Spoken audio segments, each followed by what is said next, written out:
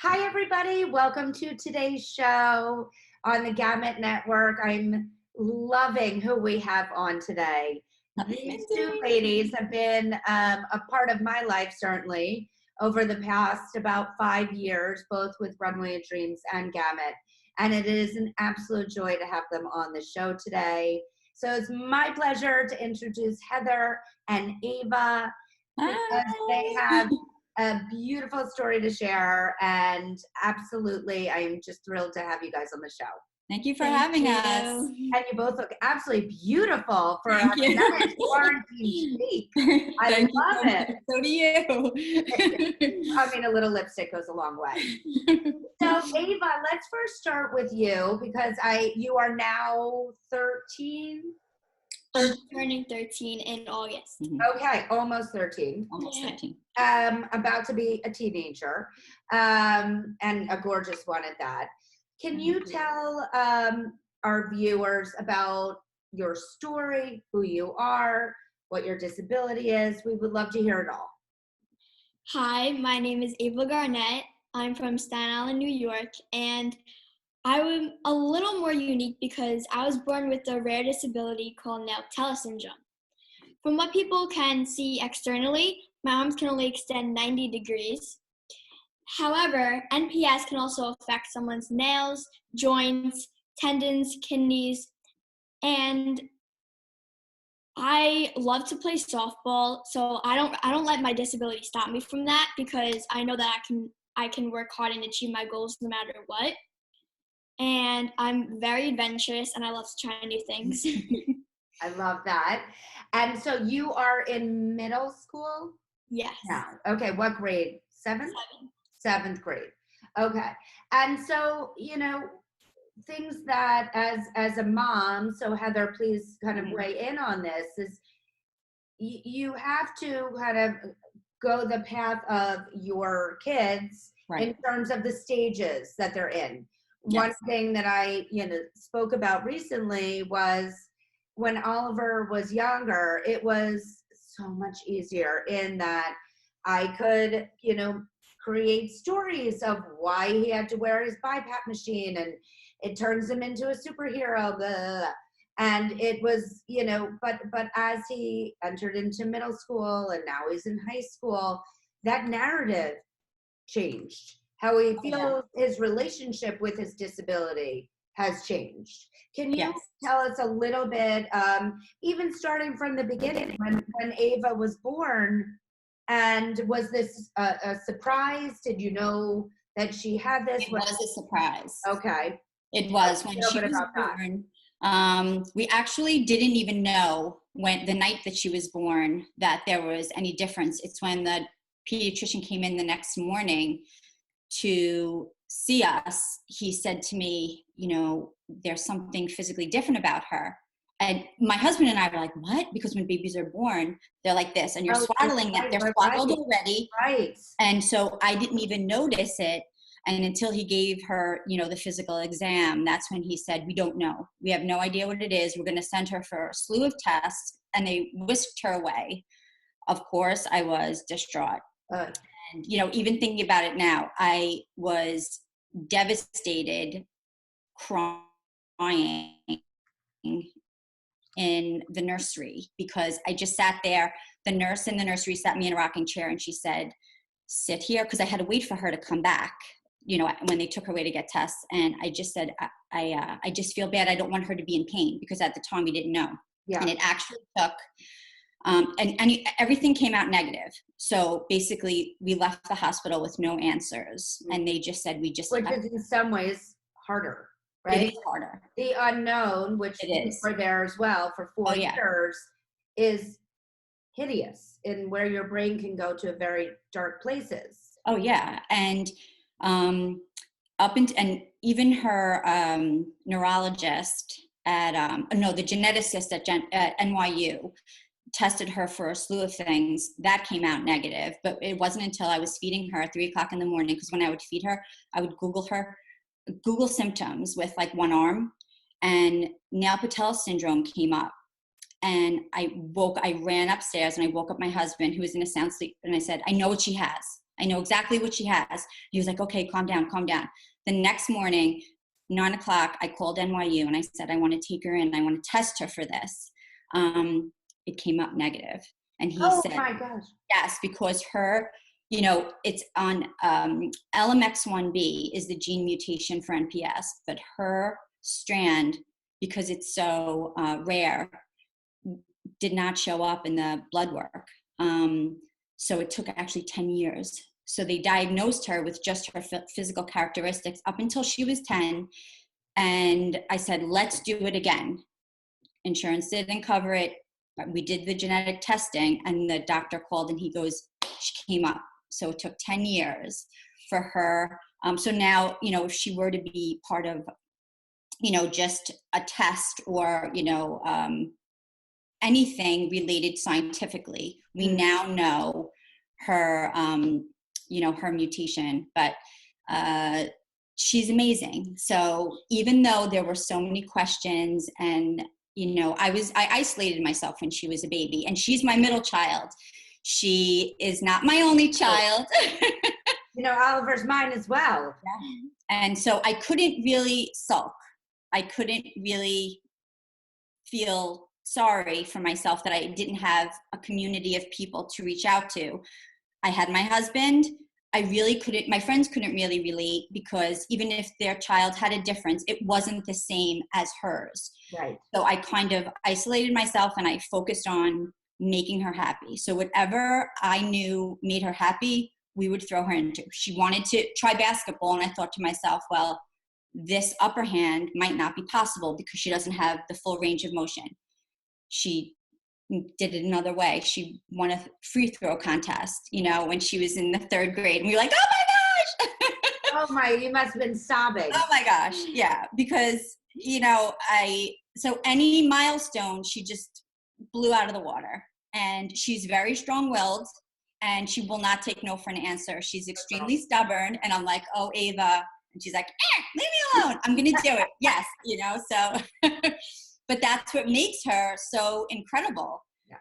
And it wasn't until, and this is just the best part of her journey, that completely pivoted because I really didn't speak to many people about her. But when I was scrolling through social media one day, and it was a rainy Saturday, I was on the couch, and Kendra's story came up after writing about her experience in the first Runway of Dreams show. And I don't even know how the algorithm. Tell our viewers who Kendra is. Actually, Kendra was recently interviewed. So you can go back on YouTube and look at her interview, but she actually helps to run the social media of Runway of Dreams. And she is an amazing, amazing woman. And I cannot encourage you enough to go watch her interview. Sorry, go ahead. No, that's okay.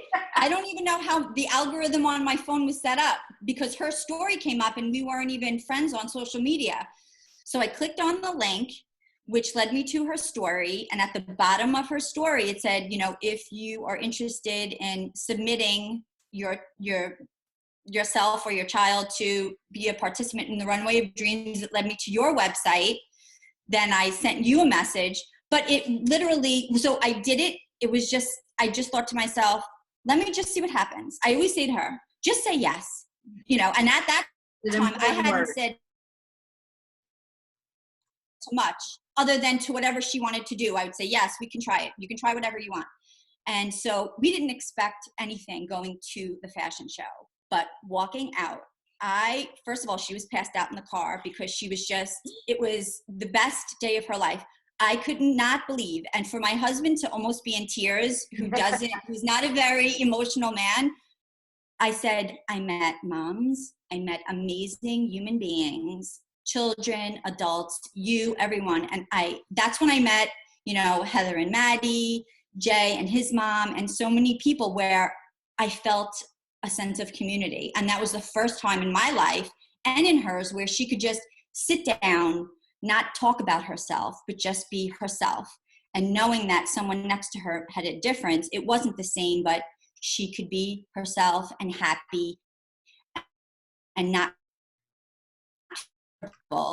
And from that point on, she really found her voice. Because Oh, I could cry at that, that we were such an important part of both of your lives.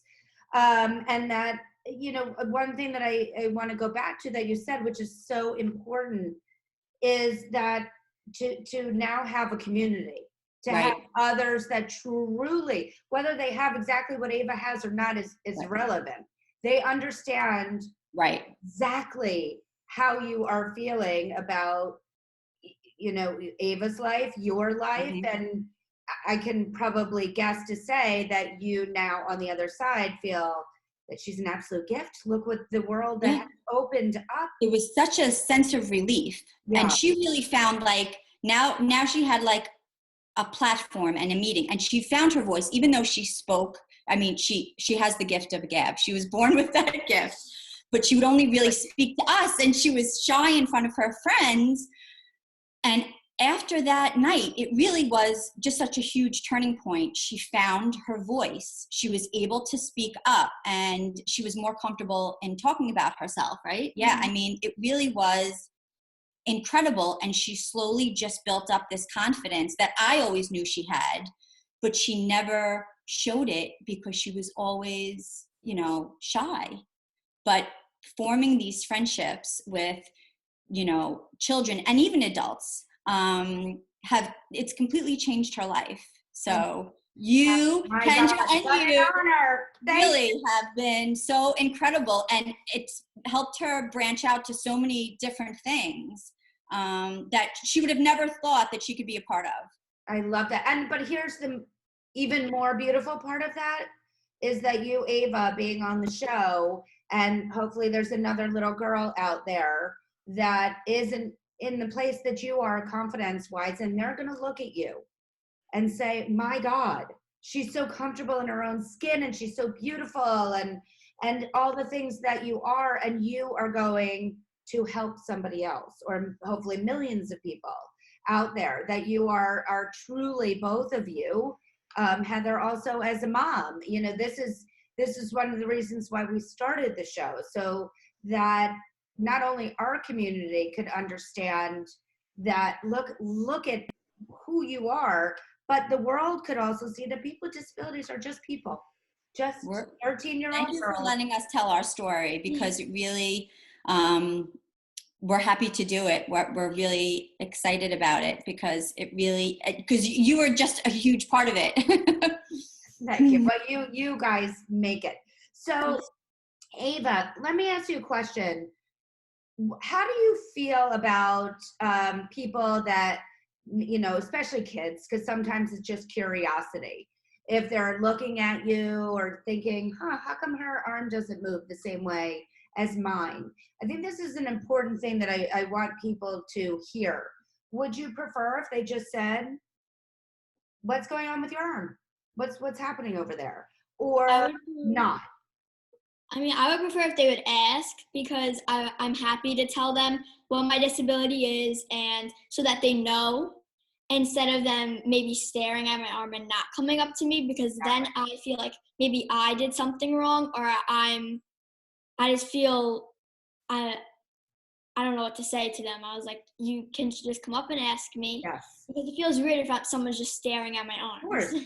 Exactly. And that's why I wanted to bring that out, because I think there's a lot of fear, obviously, and people thinking that they're going to hurt your feelings or upset you by asking. But it's fairly simple, that they're going to ask, you're going to tell them what the situation is, and we go on our merry way.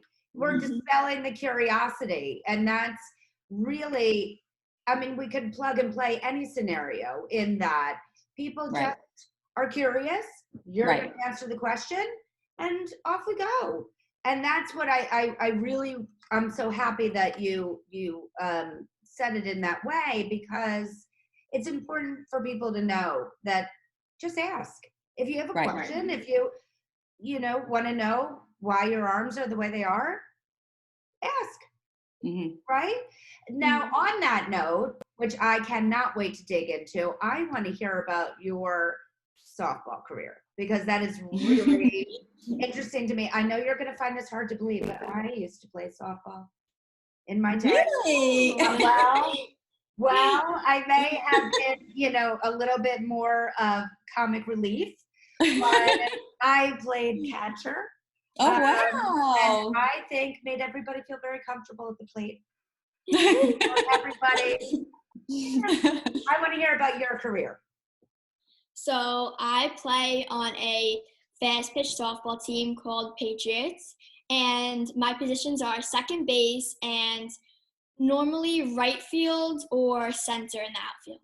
That's amazing. How long have you been playing? Honestly, since I was younger, I've always been playing. About 4. Yeah. About 4. Wow.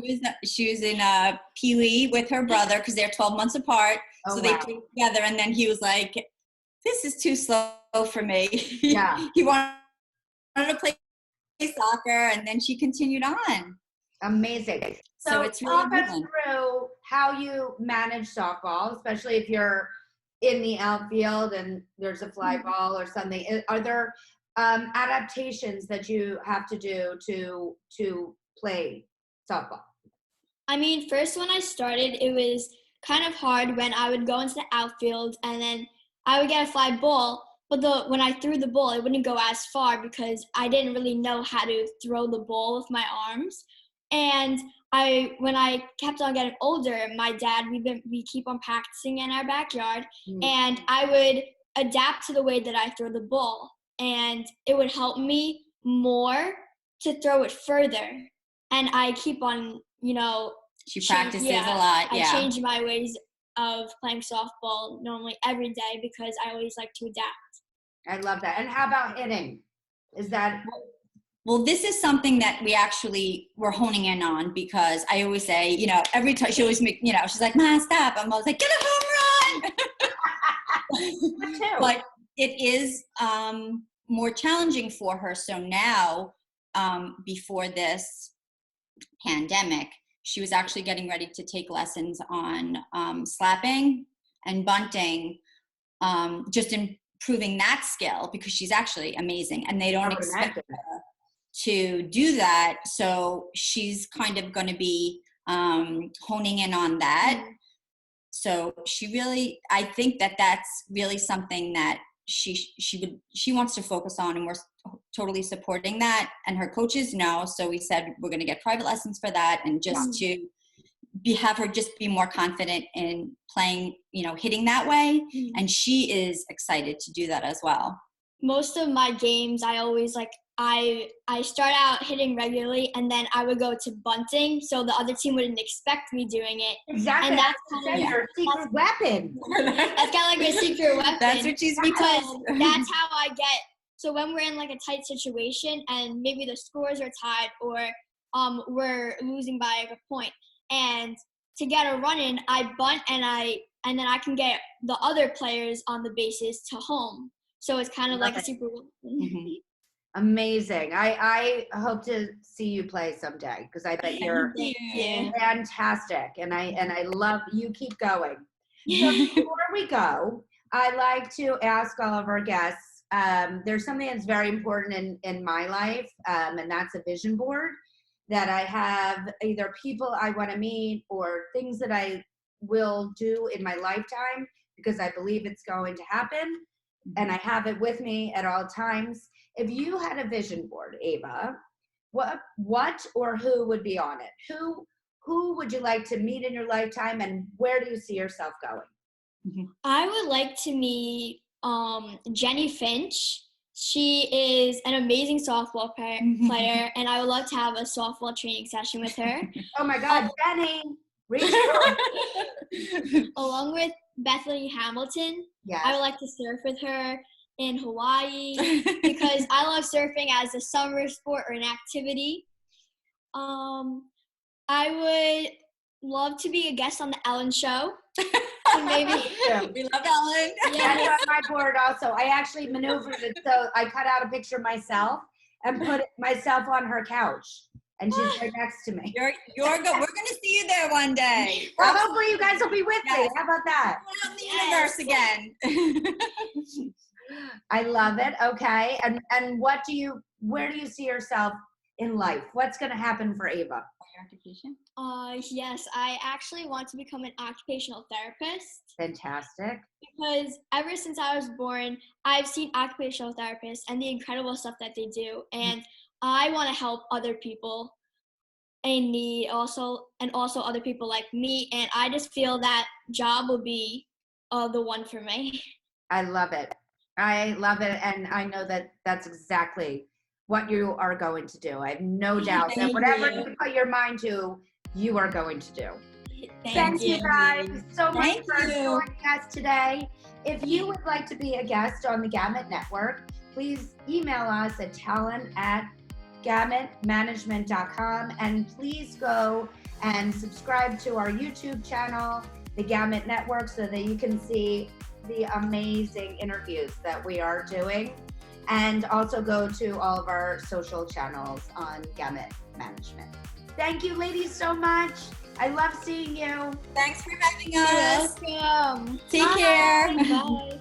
Please email us at talent@gamutmanagement.com and tell us a little bit about why you would be a great guest on our show.